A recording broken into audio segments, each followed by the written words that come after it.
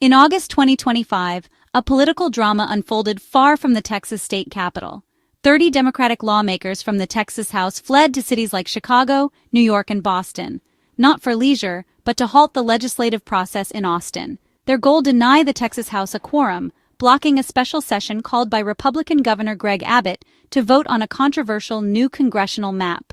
Democrats saw this mid-decade redistricting as a direct threat to fair elections, believing it would cement Republican power and undermine minority representation for years. Rather than legitimize what they viewed as a rigged process, they chose to leave, making a vote impossible and drawing national attention to their cause. The lawmakers faced criticism and personal sacrifice, but argued that protecting the integrity of the vote outweighed any fallout. Their flight was a dramatic escalation in partisan warfare, highlighting deep distrust between the parties and raising the stakes for American democracy. For these Democrats, leaving Texas was not abandonment. It was a stand to defend the democratic process itself.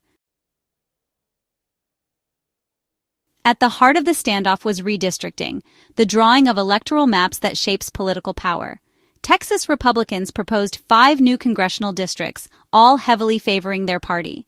Analyses showed Trump won each by at least 10 points in 2024. Democrats and voting rights advocates called this racial gerrymandering, accusing Republicans of diluting Black and Latino voting power by splitting or packing minority communities. The new map would likely boost the GOP's House majority from 25 to 30 seats, further entrenching one-party control. For Democrats, this was about more than politics. It was a fight to prevent systematic disenfranchisement and uphold the Voting Rights Act of 1965. They argued the map violated both the spirit and letter of the law, setting a dangerous precedent for partisan and racial gerrymandering nationwide. Their exodus was a last-ditch effort to stop what they saw as a fundamental attack on fair representation. The stakes: the future of voting rights and political power in Texas and beyond. The Democrats' departure was swift and secretive, timed to break the House quorum just as the special session began. Chicago was chosen for its Democratic leadership and safe haven status, allowing the lawmakers to operate beyond Texas law enforcement's reach. Their mission ran out the 30-day clock on the special session, blocking any vote on the redistricting maps. This was one of the few tools available to a minority party facing a stacked deck. From Chicago, they set up a government in exile, holding press conferences, virtual town halls, and strategy sessions to keep their cause in the national spotlight. The spectacle was intentional elected officials as political fugitives, dramatizing the stakes of the redistricting fight. Their unity and resolve were tested daily as pressure mounted for them to return. The outcome would shape not just Texas's map, but the playbook for minority parties in polarized times. In Chicago, the Texas Democrats found a powerful ally in Illinois Governor J.B. Pritzker. At a press conference, Pritzker pledged to protect the lawmakers, declaring, "We're going to do everything we can to protect every single one of them." He framed the Texas redistricting plan as a corrupt power grab, accusing Governor Abbott and Attorney General Paxton of subverting democracy. Pritzker's support was more than words. His campaign staff helped the Texans navigate logistics and mounting costs. He promised to shield them from arrest warrants, giving the Democrats the security to continue their protest. Pritzker's actions elevated his national profile, positioning him as a champion of voting rights and a potential 2028 presidential contender. Critics accused him of meddling and hypocrisy, but his backing gave the Texas Democrats legitimacy and a crucial lifeline. The standoff became a high-profile clash between blue state and red state leadership. Pritzker's involvement turned a Texas dispute into a national referendum on democracy. Texas Republicans responded with swift punishment. Each absent Democrat faced a $500 daily fine, quickly adding up to a staggering financial burden. The lawmakers turned to national donors for help, as costs soared toward $1 million a month. Attorney General Ken Paxton called for their arrest, branding them cowards and demanding their return to Austin. Governor Abbott threatened not just arrest, but removal from office and prosecution for accepting outside funds to pay fines. These threats aimed to break the Democrats' unity and force a return, painting them as fugitives rather than principled protesters. The legal authority to arrest lawmakers out of state was dubious, but the intimidation was real. The Democrats stood firm, insisting the price of legitimizing a fraudulent process was higher than any fine or threat. Their willingness to endure penalties became a central message. They would pay any price to defend voting rights. The standoff tested their resolve and the limits of partisan power. The Texas Democrats' flight split the nation. Supporters hailed them as heroes of civil disobedience, defending democracy against a rigged system. Representative Trey Martinez Fisher called the GOP's actions un-American and undemocratic, framing the walkout as a last resort to protect fair government. National Democrats and voting rights groups echoed this, arguing that minority parties must resist when the majority undermines democracy. Governor Pritzker cast Texas Republicans as the real lawbreakers, using the national stage to amplify the protest.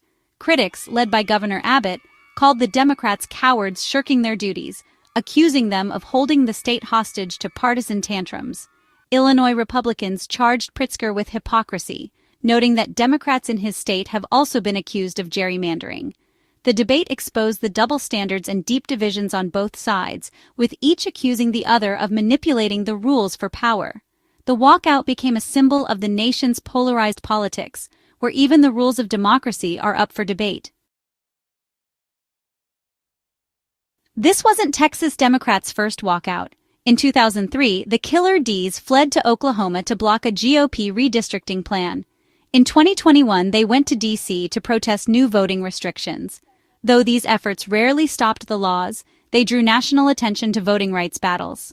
The tactic isn't unique to Texas. Wisconsin and Indiana Democrats fled to Illinois in 2011 to block Republican bills, seeking refuge in friendlier states. Legislative walkouts are a symptom of deep partisan polarization, used when the minority feels the majority is acting in bad faith.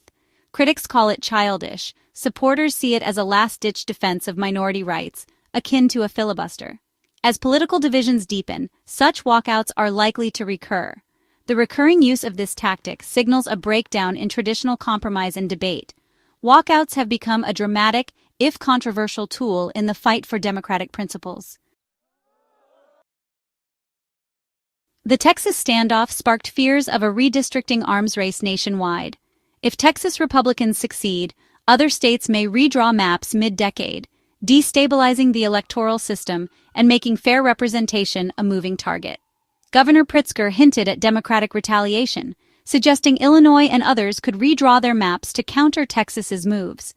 This tit-for-tat escalation would deepen partisan divides, turning redistricting into a perpetual war for congressional control. The fight has become a proxy for 2028 presidential ambitions, with leaders like Pritzker and Abbott using the crisis to build national profiles. The tradition of stable, decade-long maps is at risk, replaced by constant political maneuvering. If both parties weaponize map drawing, public trust in elections could erode further. The Texas showdown is a warning. The rules of democracy are more fragile than they seem. The Texas Democrats' flight is a symptom of deep anxiety about American democracy's health. When lawmakers feel fleeing is their only option, it signals a breakdown in compromise and trust. Gerrymandering has become a powerful tool, making many districts uncompetitive and silencing voters. If citizens believe the system is rigged, participation drops and cynicism grows, a threat to government legitimacy. The crisis could push the nation toward endless partisan escalation or spark reform. Federal legislation, like the For the People Act, could set national standards and ban partisan gerrymandering. The Texas standoff has forced redistricting into the national spotlight, reminding us that map lines shape democracy itself. Who draws those lines determines whose voices are heard and whose are silenced. Without reform and a renewed commitment to fairness, the architecture of American democracy may begin to crumble.